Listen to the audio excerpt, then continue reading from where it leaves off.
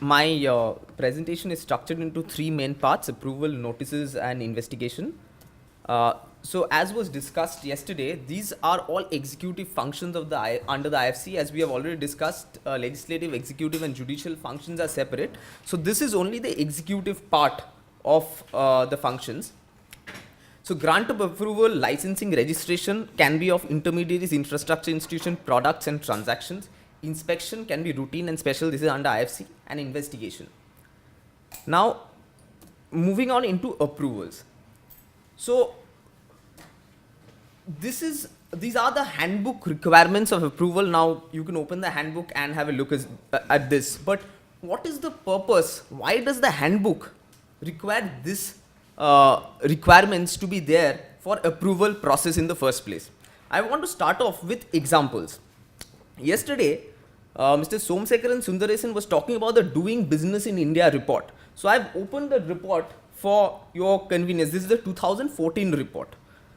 It says that in India, India's rank in the DB 2014, this one, is 179 as far as starting a business is concerned. Now starting a business is where you need the approval, right?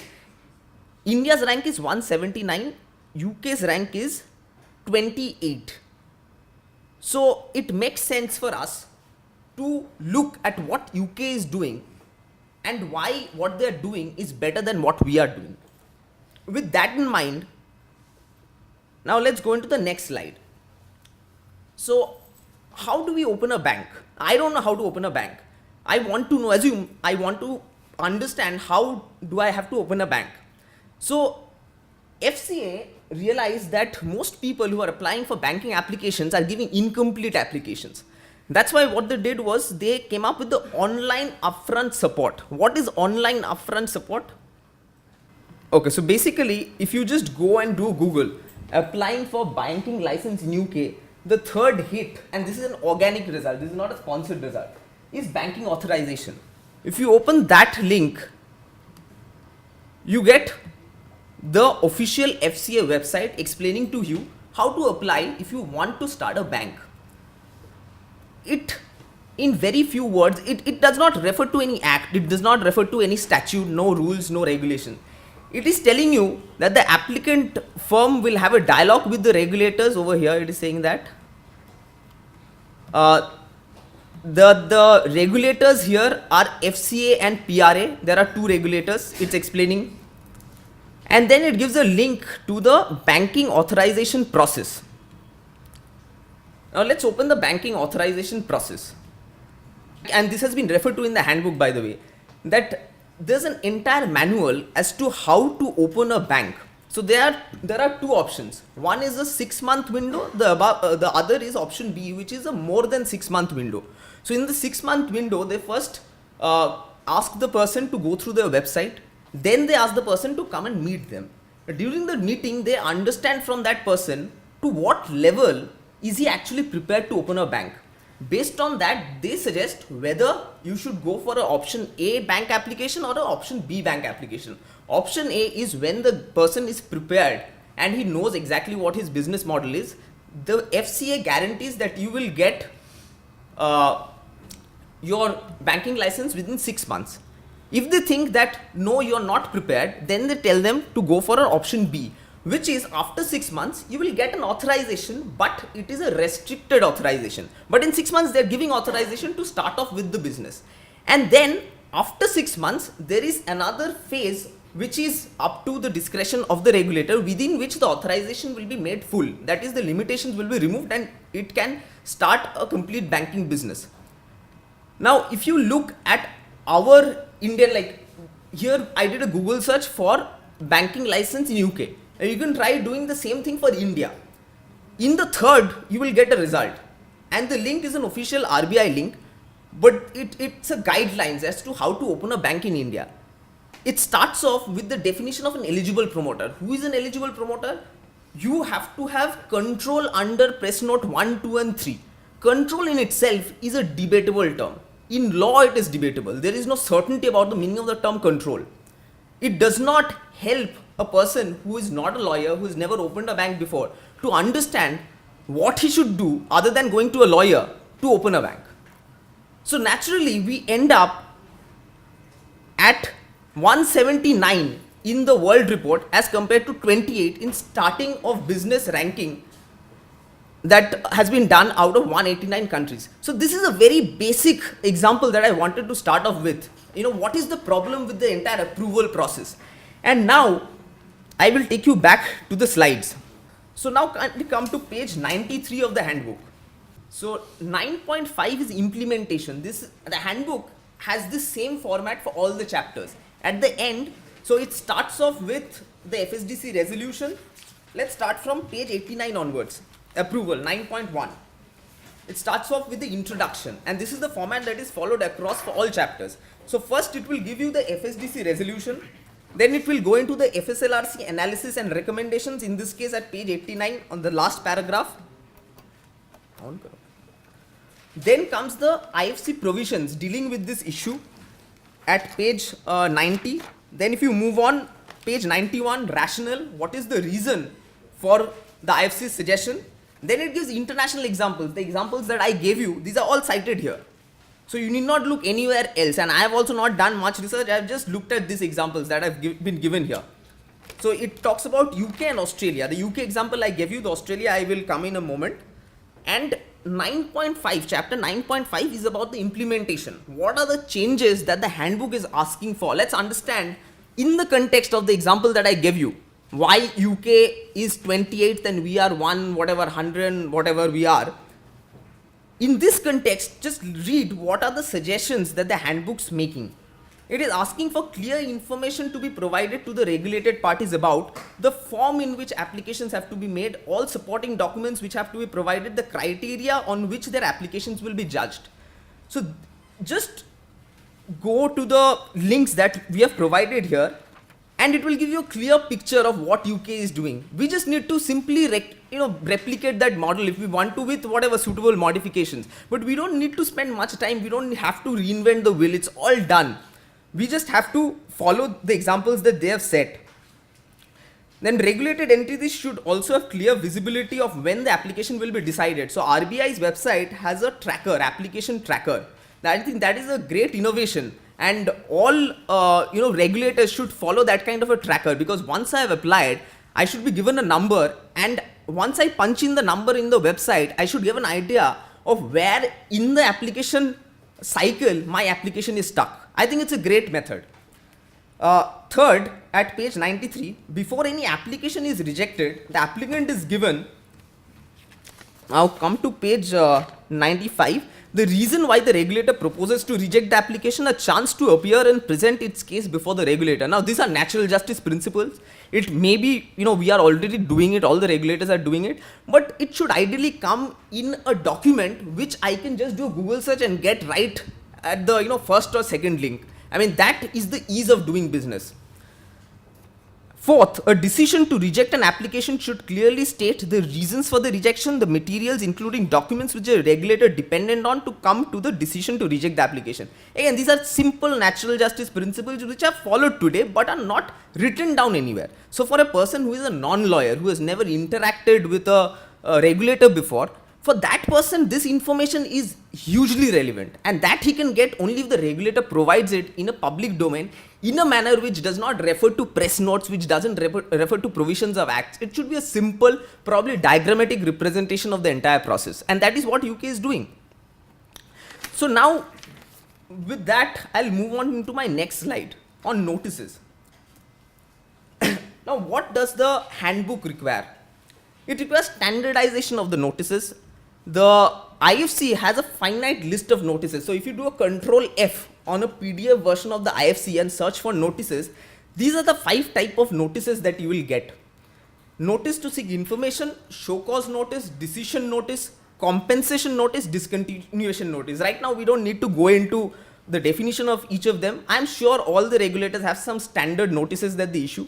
What the handbook is requesting is that just compile a document of what are the different kinds of notices, at what time do you issue them, in what context, and what the noticee needs to do if he gets or he or she gets such a notice.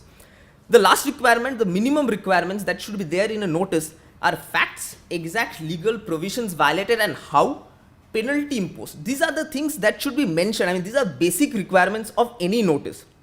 Now, what do we mean by all this? So, for that, I will give an example.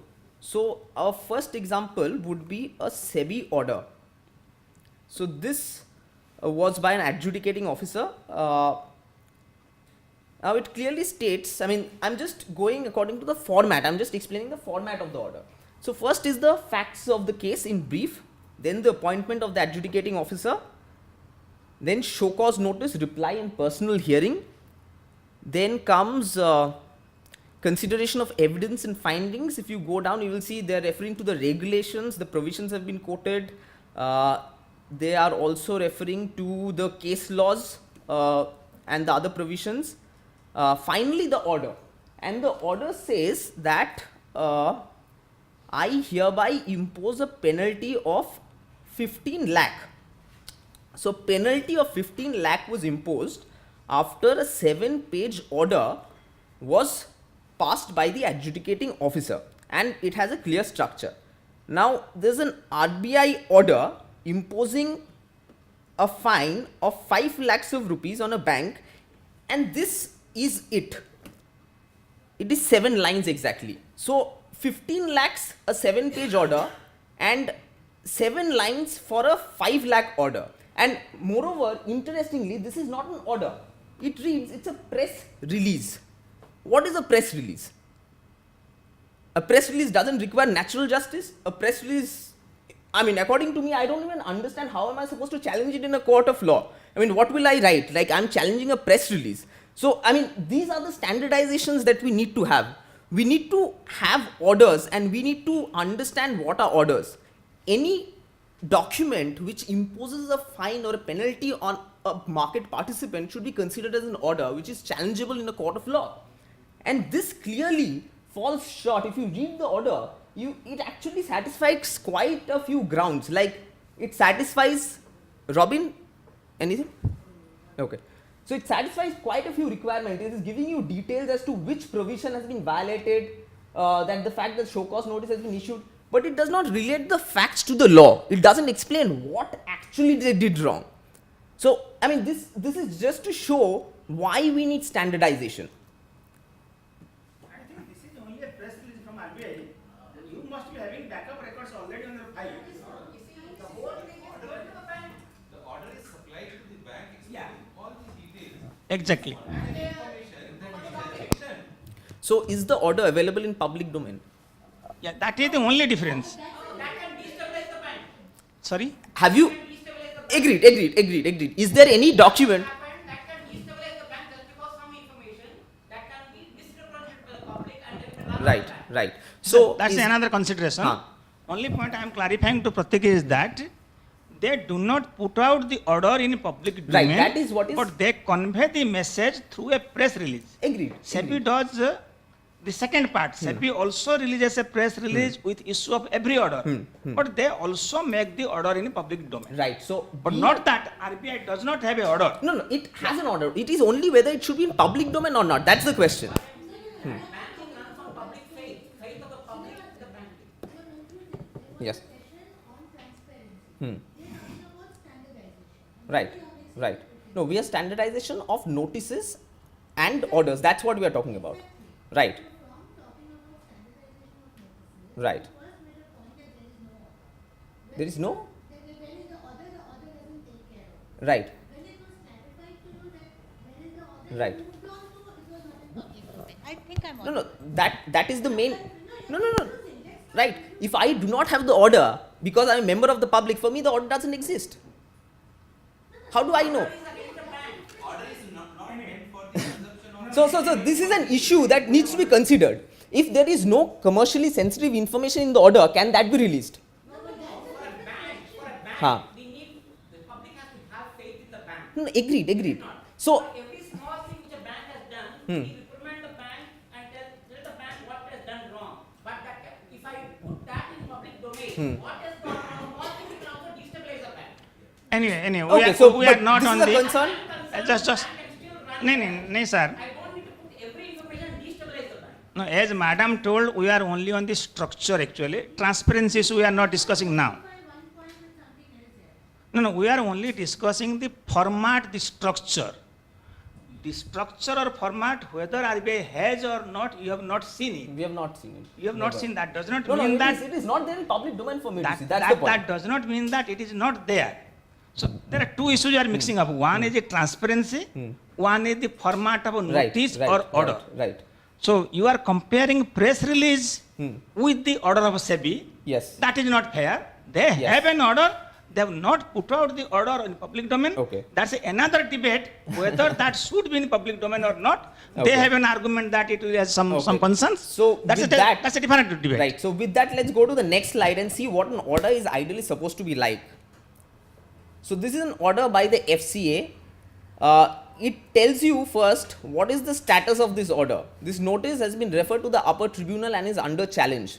So the first line says that this order is under challenge and therefore this should not be used as a precedent. That's what comes to my mind as a lawyer. Second, it says to whom it has been issued. The date is given at the top. Then it has action, summary of reasons, definitions, entire structure, and these structures are documented by FCA. They follow this structure uniformly. This is the standardization in orders and notices that we are looking at. And it is with this concern in mind, the handbook talks about having a standardized format of notices. Just a minute, how can on the date of order are you sure that this order is being challenged or not? No. When the order gets challenged, you make an amendment to the order that you are putting out saying that this order is under challenge. So when it happens later on, you have to track, because what happens is the order will have a number. So when you are challenging, if it's an e-filing procedure, the number of the lower court order has to be fed in into the system, like the Supreme Court judgment, right? If you go to the Supreme Court side, if you want to find out whether a case has been challenged before the Supreme Court, what you do is you put the High Court number of the case and you get to know what is the status of the case in Supreme Court. So similarly, something like that has to exist in SEBI and SAT. So a SEBI order, when I open, I do not know whether that has been challenged before SAT or not. So that clarity ideally should be there. And another thing at the end, so assuming I am the party to whom the order has been issued, this gives me clarity as to whom in the regulatory agency I need to contact in order to know as an individual what rights do I have. Like for example, a layman may not know that he has a right to appeal in SAT. So this gives an option to that person to actually call up someone in the regulatory agency asking for information regarding what generally about information regarding the order. So that's the reason why contact has been given. Now I don't know whether this can be implemented in SEBI or in an Indian regulator, but this is what internationally is being done. Now I'll take you to the SEC enforcement manual. This is from US. So this enforcement manual gives you details in page 23 of what should be contained in a notice. So something like this we need to develop in India, which will be useful for people both inside the regulator and for people outside. So there should be standardization in this sense, that I should have perfect clarity as a person working inside the regulator, what should a notice contain. And I as a member of the public should also know what are the information that a notice contains. So if you see page 66 of the handbook, it also explains this standardizations that I've tried to explain to you. So it's talking about at page 66, 5.5.2 instruments. What are the actionables by the regulators? One, the board of the regulator should pass a resolution defining the finite list of notices it will send out to regulated entities. Second, the board of the regulator should pass a resolution stating that the regulator will prepare detailed manuals on the minimum content of each type of notice and the circumstances in which the notice will be issued. The regulator should make manuals governing the standards and minimum content of the notices, upholding best principles of governance. These manuals must be published. It must be available to anyone who does a Google search. That's the idea. And as we have seen, this is being done in other countries. Now moving on into the third leg of my presentation, it's investigation.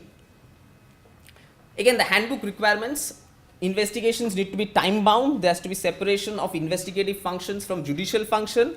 subject to review by an authority within the regulator if you are exceeding the time limit. An investigation should be according to written terms of investigation by appointed investigators, finished in time-bound manner, subject to extension by review authority, carried out with least disruption to the functioning or the reputation of the business. This is a very important purpose of the handbook, of having a procedure for investigation.